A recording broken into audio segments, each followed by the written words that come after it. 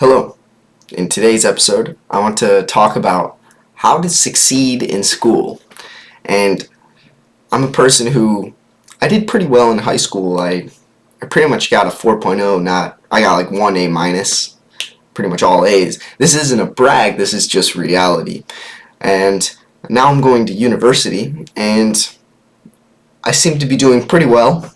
Not perfect, but no one's perfect.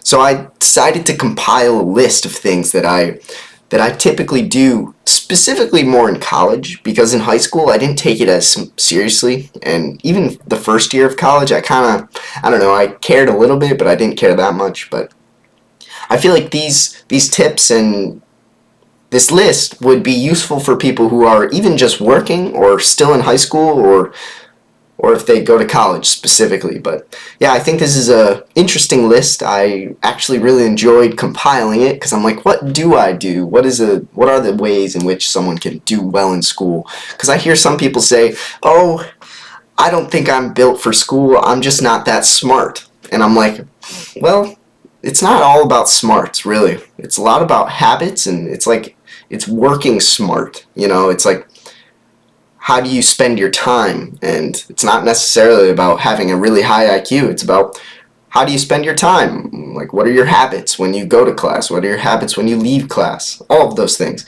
So I'll just start with, these are three tips that are somewhat obvious, and you might hear them and say, these aren't really built for school. And I'm going to say, they still are. So the first one is, get 8 hours of sleep. It's crazy the difference 6 hours of sleep and 8 hours of sleep will get you in regards to how well you can function, how alert you are, how much you're going to remember information you learned the day before, all of these things. In high school, I really didn't follow this rule. I stayed up late, school was early, I didn't care, But once I got to college, I listened to this Matthew Walker, Joe Rogan podcast, and I mentioned it on a few other episodes, a few of my sleep episodes, and actually my previous episode, and how it's such a mind-boggling podcast. And ever since then, 8 hours of sleep is like a necessity. No matter where on the clock those 8 hours are, 8 hours is really important. Another one is exercise. I try to exercise regularly, at least every other day, to help improve cognitive function and also reduce cognitive decline. It's actually crazy. The only way you can prevent your brain from declining cognitively is by exercising aerobically and anaerobically. And it's like some people are like, oh, I don't need to exercise, I just use my brain, so I'll just keep studying and keep thinking. And it's like, well, your brain is going to decline at a quicker rate if you don't do any exercise, and you're just going to perform worse because your cognitive function is going to be decreased as well. So that's another important one. Get in that regular exercise, whatever that might be. I'm a huge fan of HIIT. You'll see soon I'm going to drop an episode on biohacking, and I'll talk about that later. But man, I'm excited for that one. Okay. Eat quality food. Some people are going to go to college and they're going to have access to the dining centers, and they're going to be like, man, I can stuff my face with whatever I want, and man, there's no consequences whatsoever. Except there are consequences in regards to, your health, in regard, like how fit you are, and in regards to how your brain is functioning. Things like carbohydrates and sugars are things that give you a little energy boost right away, but then, you're going to have a crash. So I would recommend staying with meats, fruits, and vegetables. Specific fruits would be berries, because they don't give you as much of a crash because they're lowering glycemia. But either way, I actually made a deal with myself when I got to college, and I said, Harley, no desserts and no dairy. Harley happens to have a intolerance towards lactose, I think, because whenever I eat dairy, I get very constipated, and it's just not the greatest. I like the flavor, but I don't like the outcome. And so I said to myself, don't eat any dairy and don't eat any dessert. And little did I know that, breads and yeah, bread's turned to sugar and that's practically dessert. But I didn't get any like cake or pie or ice cream because I was like, all right, no dessert. You can have other things, Harley. You can have some club crackers or something. I don't know.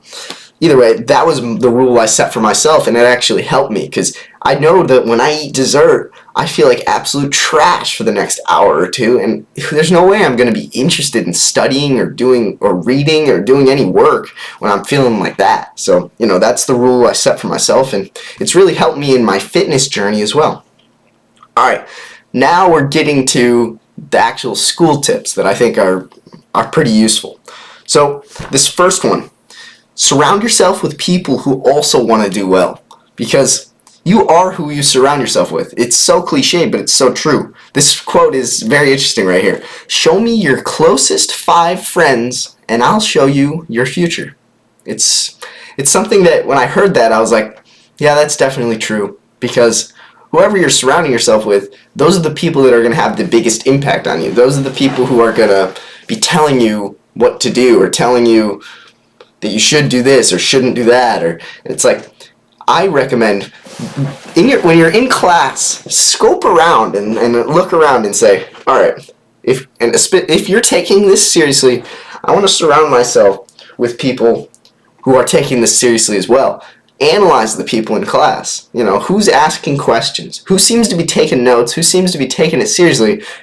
Go up to them after class, get their Snapchat, get their text, get connection with them, and honestly, become partners with them if there's group projects, because you're going to want to be with people like that instead of people who are, messing around. Oh no, this guy's messing around in the back. Oh, he sounds like a lot of fun. And it's like, well, yeah, he could be a lot of fun, but it's not going to be that fun when you're trying to work on a group project and, he hasn't put in really any effort and you're stuck there like, crap, I got to do most of this work. And, it really helps surrounding yourself with people like that, because guess what? You guys can both take initiative in the group chat and say, hey, let's meet up here. Or honestly, these days, I do a lot of group work through the computer. Hey, let's get on a Teams call, Microsoft Teams. Let's get on a WebEx call. Come on. Hey, I'm free here and here and here. Just call me any of those times. Let's get some work done. And man, is it efficient. And really, you'll thank yourself, especially if you can live with someone that you can work together with. You're not always going to have people that are in the same major, but if you do, it's really useful. I happen to live with Nate. You guys know Nate maybe from the other episodes. He's in the same major as me, and we take pretty much all the same classes together, so we can double team this, and it really is efficient because we can help each other out, hold each other accountable, check each other's work, etc. People like that you really want to find, and you want to work with them, even if you don't live with them. It doesn't matter. Alright, next, how I was saying to analyze the room for people who are asking questions? Well, now it's on you. You should be the one asking questions as well. Ask as many questions as possible. Like, when I first got to college, I'd kind of sit towards the back, I'd kind of sit on my phone. Now, I wouldn't normally sit on my phone, but I wouldn't pay attention as much. I didn't care as much. It didn't click with me. I was like, this stuff isn't that amazingly interesting. I got through high school by kind of sitting on a Rubik's Cube and playing and sitting on my phone and still getting A's, and I'm in a strange boat because of that. So I kind of got conditioned, and I was like, oh yeah, I don't have to pay attention, and it didn't necessarily bite me, but it definitely I don't remember as many things from those classes because I wasn't paying attention as much. I was just memorizing for the test and moving forward. Now, I actually sit in the front and I ask as many questions as possible. The teacher says something I don't understand, raise my hand. It's like some people have this fear where it's like, oh, I don't want to show anyone that I am ignorant. I don't want to show anyone that I'm struggling. And it's like those are the people that, in my opinion, are not smart. I think are not wise in their actions in regards to that, because I feel like the smartest, wisest people are the people who are like, you just said something that went over my head. I am incredibly ignorant in this topic. I would love to learn more. Can you explain it again in a different way? And it's like, guess what? You're not the only one in class who's thinking that. guess what? Now you're actually helping the entire class by learning more. It's like there's people all next to you who are in that first boat where they're like, oh, I don't really know, but I'm too scared to raise my hand because I don't want to be isolated and feel like I'm the only one who doesn't know. And it's like, guess what? Cut through that feeling and ask the dang question. And that's exactly what I do. And people, honestly, they can respect it because after class they're like, or after a test they're like, what'd you get on the test? You're the person who asked the most questions. You seem like you really know what you're doing. And it's like, well, I was asking questions because I didn't know what I was doing. So yeah, but yeah, it went well. I don't know. Definitely recommend asking questions. It sounds cliche. Episode number 2 of the Harley Seelbinder Podcast is the importance of asking questions. Honestly, could do 100 episodes on the importance of asking questions.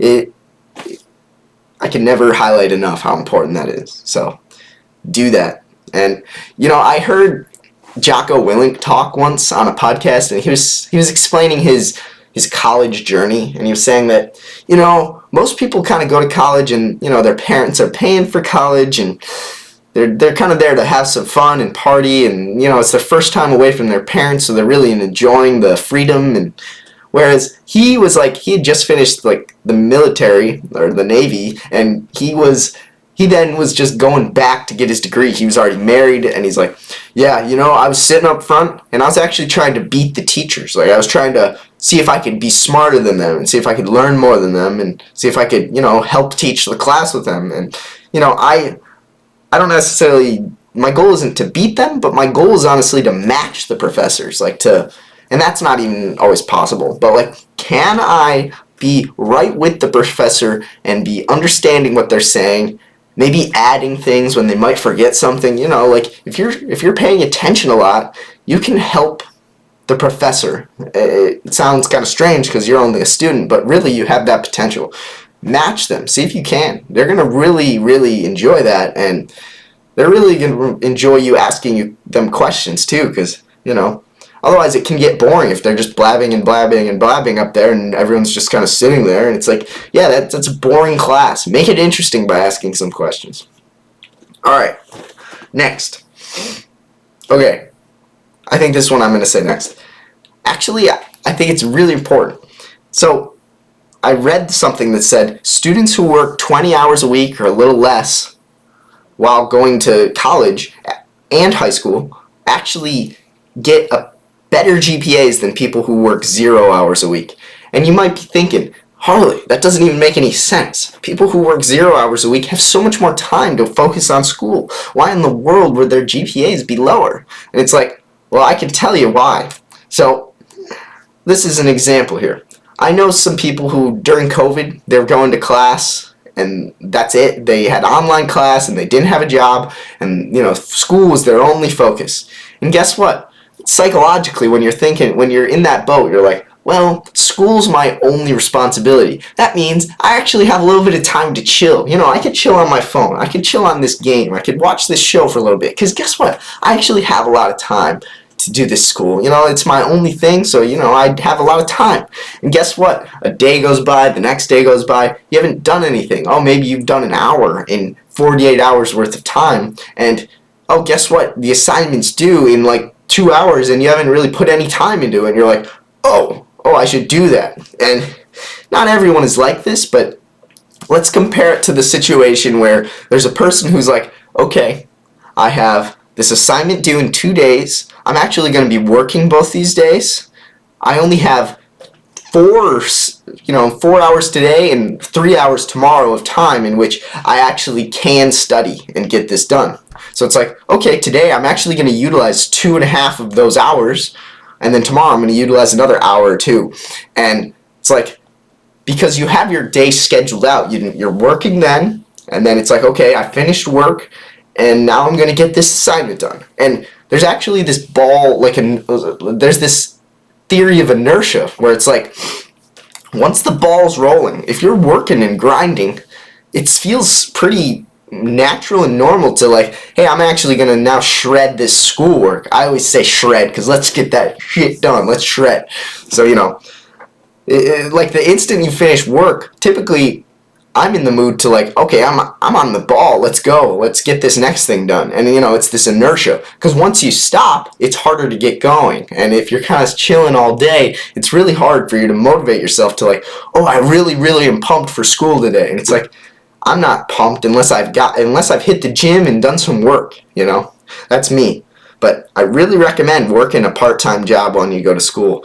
You get some extra money. You're going to be so much more productive with your time, and you're going to, on a resume, as someone who looks at resumes and hires people, it's like, oh, this person went to college for 4 years, and then guess what?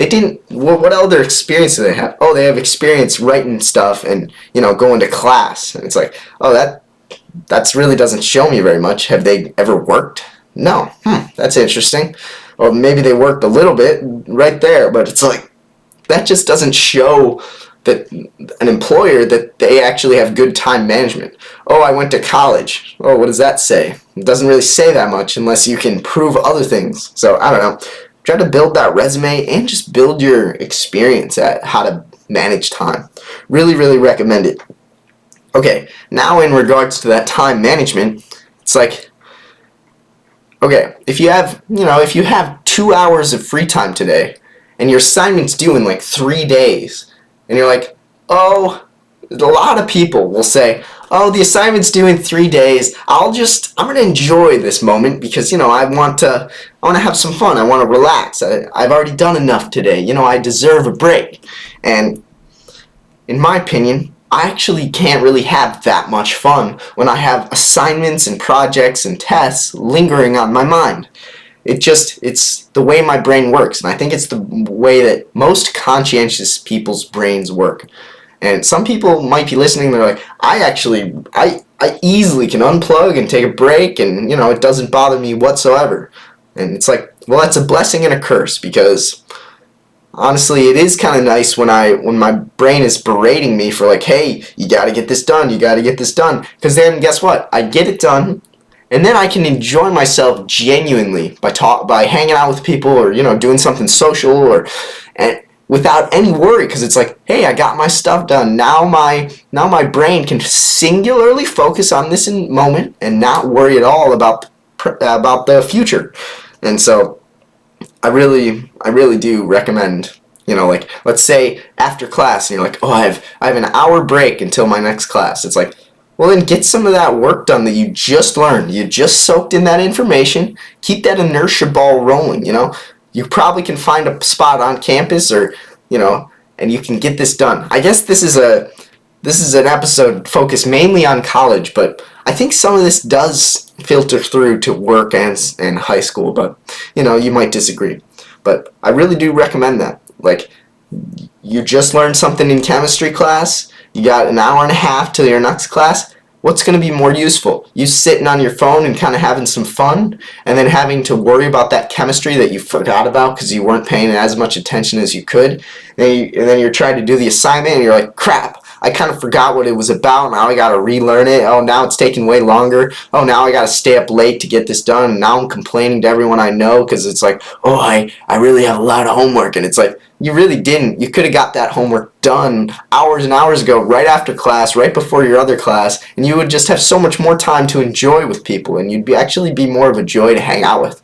I'm being kind of harsh, but there are so many people I'd run into who are like, oh, I have so much homework, oh, I'm so busy. And I'm like, bro, you have 16 conscious hours in the day. How did you utilize it? Let me see your screen time usage. I don't buy it, bro. I go to school, I work as an accountant and an HR manager at my mom's business, and I have a podcast. And guess what? I have time, bro. You don't see me complaining about time because everyone has time. So stop complaining, people. It's just a crutch. And people love pity me because I'm in a terrible situation. And I'm like, bro, life is suffering. Get used to it, bud. And we have it way better than most people living in America and in the 21st century. Think of that before you complain about your calc homework. Alright. This is something that I sometimes do, but I honestly don't do it enough, which is skim over the material that's coming next and have questions ready for class. it ties into the questions tip, but if you skim ahead and actually have some underlying just basic knowledge about what's coming, you're then going to be the person that shows that you have some competence and that you really know what you're doing, and the questions you're going to ask are going to be a lot more pointed than they're going to be more pointed, and the teacher's really going to notice that. I really recommend that too. I don't do it enough though, and this is something that I do all the time. Right when I get my schedule, and it's like, okay, you're going to have this class here at this time, this class there, this class there, this class there, and it's like, put it right in your calendar in your phone. Set reminders for like 2 hours before, an hour before, and make sure that you got that schedule locked in. Because your brain is gonna get used to it soon, but in the beginning, you're really gonna need it. And there's gonna be times where you're busy doing other things, and you're gonna get the notification like, oh yeah, class is coming up, and it's like, okay, sweet. Because missing class sucks. It sucks so much because now you have to catch up, and then next time you're just not going to have the foundation that you should, and now you're going to have to do extra work, and it's like, it's a huge pain. Missing class really sucks, So I even put my teacher's office hours in my phone sometimes for a class that I really think that I might need the office hours. I don't typically need them, but I kind of get that locked in, especially if it's like, oh, this class is really hard and this teacher's really helpful. Those kind of situations. And it's like, oh, I really should meet them. And then in your brain it's like, oh, you actually do start to remember because you get that notification every week or every other day about the office hours, and then you're like, in moments where you're like, man, I don't understand, it's like, click, I know exactly when the office hours are, I'm gonna go. Even if you don't go the whole semester, having them in your calendar I think is pretty useful. Okay, this is let's go on to this one. So sometimes you hear people say, oh man, I studied for like 8 hours today. All day I was studying. It's like, I didn't take a break. I was busy all day. And I'm like, busy all day studying. I'm just like, I don't buy it. I could never spend 8 hours straight studying. Maybe I could, but man, that just doesn't seem likely. First off, did you eat anything? Second off, how many bathroom breaks did you take? Third off, how many times did you open up your phone, respond to people's texts, snaps? Did you check Instagram? Did you check, YouTube? Oh, you got sucked into a YouTube video. Oh, that was a 30-minute session of YouTube vids. Oh, that was your roommate came in and you guys talked for a half a second, which really was 20 minutes, and now I gotta reorganize my room a little bit, I gotta reorganize my desk, and it's like, and if you actually quantify how many actual hours you studied, it was probably like 2.5, and it's like, really be honest with yourself, and recognize that, we are, as humans, can get distracted easily, especially when it's things we don't want to do, but the thing I've noticed is, get that phone out of here, throw it into a different room. Maybe not just throw it, but I put it under my bed sometimes. I put it on mute so that there's no sounds. I'll sometimes put it in my bathroom and close the door, and that helps me remove my distractions, because there was an episode that I did on working harder, not smarter, and it talked about how it's really useful to single-mindedly focus on one task, because if you're focus on school for a little bit and then you get a work notification and you're like, oh, okay, I should do work, and then it opens up this whole box of things you could do, and it's like, oh, and then you forgot about the school, and then you're spread thin between two different things, and actually the quality of your work is going to be lower along both of those, and it's like, no, put that phone away, get your schoolwork done, and then open up your phone and see if there's any work things you got to do. I'm in a different boat. I do most of my work from home. I do some of my work from the toilet, so I guess my situation's different, but still, a lot of people get on their phone not for work, but for pleasure, and will mess around on their phone, procrastinate. I do the same thing. I'm not perfect at all, but there's these tips that I've used. This last semester, I aced all my classes because I utilized these tips. And that's why I felt like this video would be useful for y'all, because honestly, it's kind of inspiring, in my opinion, when I listen to people who, have done well or who do well in things, and it's like, how did they do it? I read their books, I listen to their podcasts.